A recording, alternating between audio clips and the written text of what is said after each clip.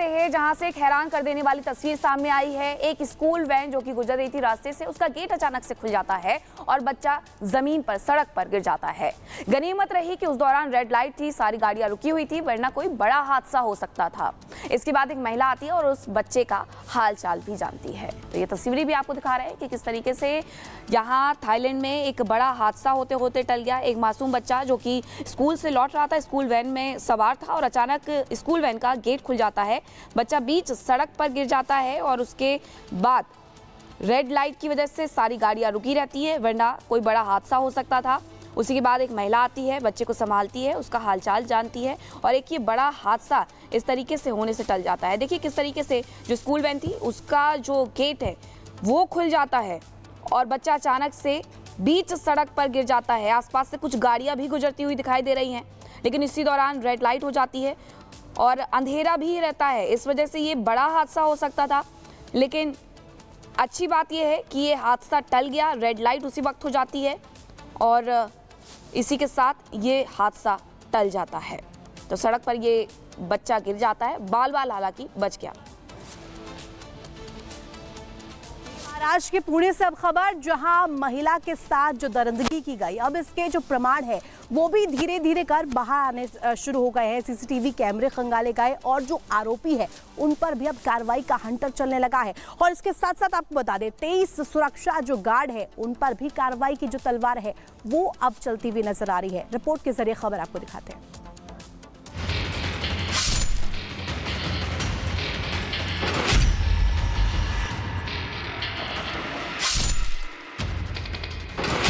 ये वही दरिंदा है जिसने एक बेटी की अस्मत को तार तार कर दिया। ये वही दरिंदा है जिसने समाज को कलंकित करने की कोशिश की।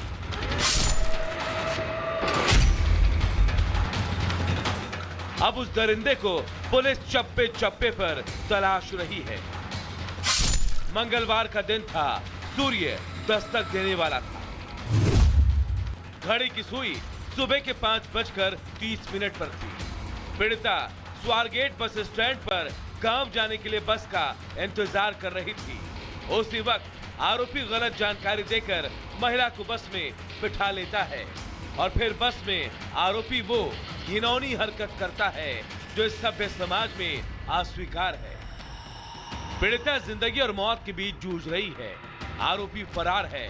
स्वारगेट एसटी बस स्टैंड के 23 सुरक्षा गार्ड्स को सस्पेंड कर दिया गया है। इतना ही नहीं, 1 हफ्ते के भीतर जांच रिपोर्ट सौंपने को कहा गया है।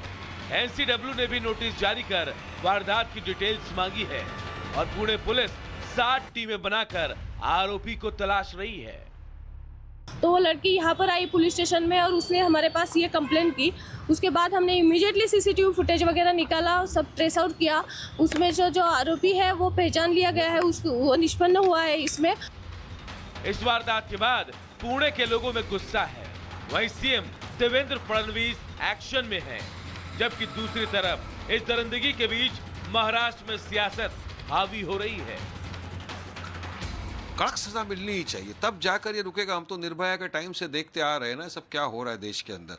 तो जब तक ऐसे दरिंदों को प्रॉपर रीत से कानूनी सख्त सजा नहीं मिलेगी तब तक हमारे देश में, महाराष्ट्र राज्य में इस तरह की घटना तो होती रहेगी। पुणे रेप केस का जो आरोपी है पुलिस ने उसे पहचान लिया है, वो जल्द ही पुलिस के गिरफ्त में आएगा और पुलिस इस केस की छानबीन कर जो आरोपी है उसे जल्द से जल्द सजा देगी। सियासत तो होती रहेगी, लेकिन जहां तक आरोपी का सवाल है तो उसके नाम पर पहले से भी कई मामले दर्ज हैं और एक बार फिर इस वारदात को अंजाम देने के बाद पुलिस आरोपी को दर दर ढूंढ रही है। कोशिश यही है कि आरोपी को गिरफ्तार कर उसके अंजाम तक पहुंचाया जाए। Bureau report, Republic Bharat. और अब बात करेंगे दिल्ली विधानसभा सत्र की। दिल्ली विधानसभा सत्र का आज तीसरा दिन है और इसके भी हंगामेदार रहने के आसार है, जैसे बाकी 2 दिन हंगामेदार रहे हैं। अब ऐसे में माना यह जा रहा है कि 14 में से जो कुछ रिपोर्ट्स छूट गई हैं सीएजी की, वो भी टेबल की जाएंगी और डिप्टी स्पीकर का चुनाव भी आज ही होना है। तो हंगामेदार सत्र ये हो सकता है आज भी।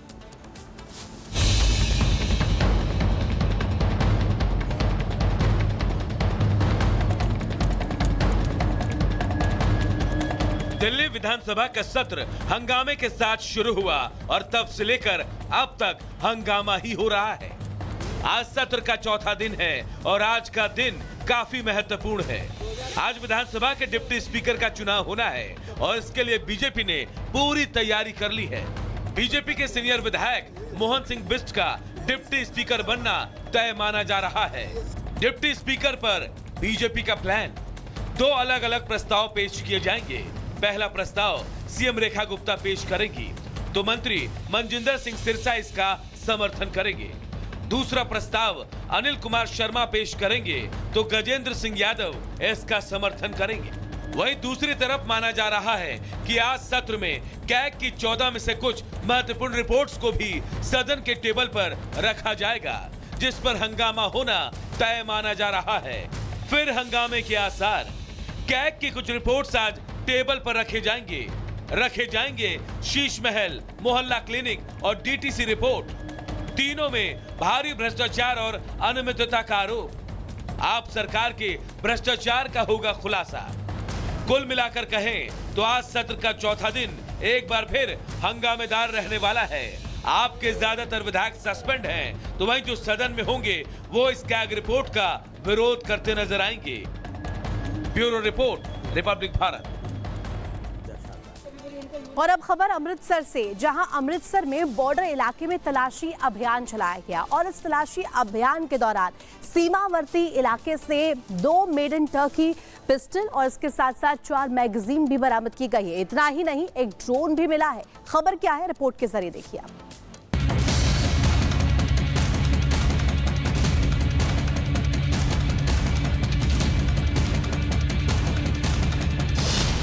जिगाना पिस्टल, मैगजीन, ड्रोन, ये हथियार पंजाब सीमा से बरामद किए गए हैं। दरअसल बीएसएफ को 3 अलग अलग जगहों पर संदिग्ध हथियारों की जानकारी मिली थी, जिसके बाद बीएसएफ की टीम ने तलाशी अभियान शुरू किया और फिर अमृतसर के बल्लारवाल गांव के खेत से 2 जिगाना पिस्टल और काले रंग की बैग से 4 मैगजीन बरामद की गई।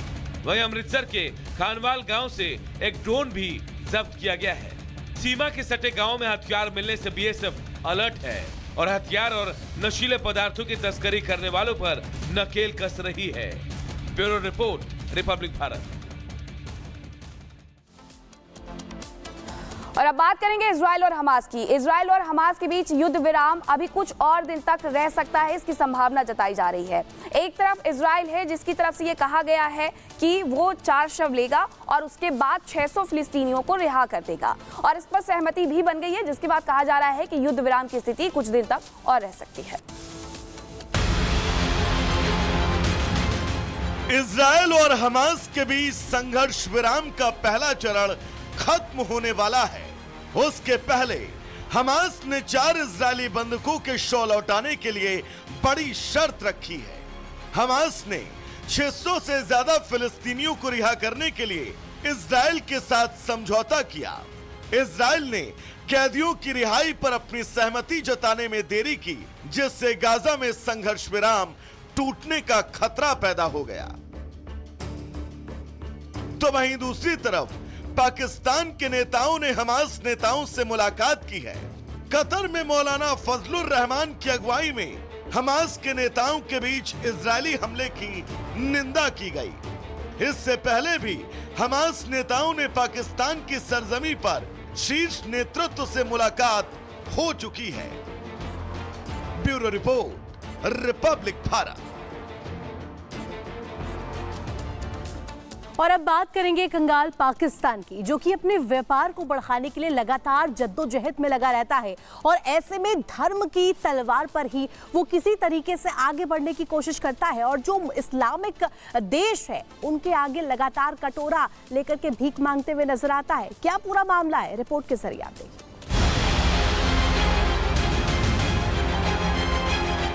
पाकिस्तान के व्यापार का बंटाधार, पाकिस्तान की नैया कैसे होगी पार। अमेरिका का व्यापार से इनकार, पाकिस्तान का इस्लामिक देशों से इकरार। विश्व के मानचित्र में किसी भी देश से अगर आप पड़ोसी मुल्क पाकिस्तान की बात करेंगे तो वो आपसे मुंह फेर लेगा, क्योंकि वैश्विक फजीहत की खातिर मशहूर मुल्क पाकिस्तान दशकों बाद व्यापार की खातिर अब इस्लामिक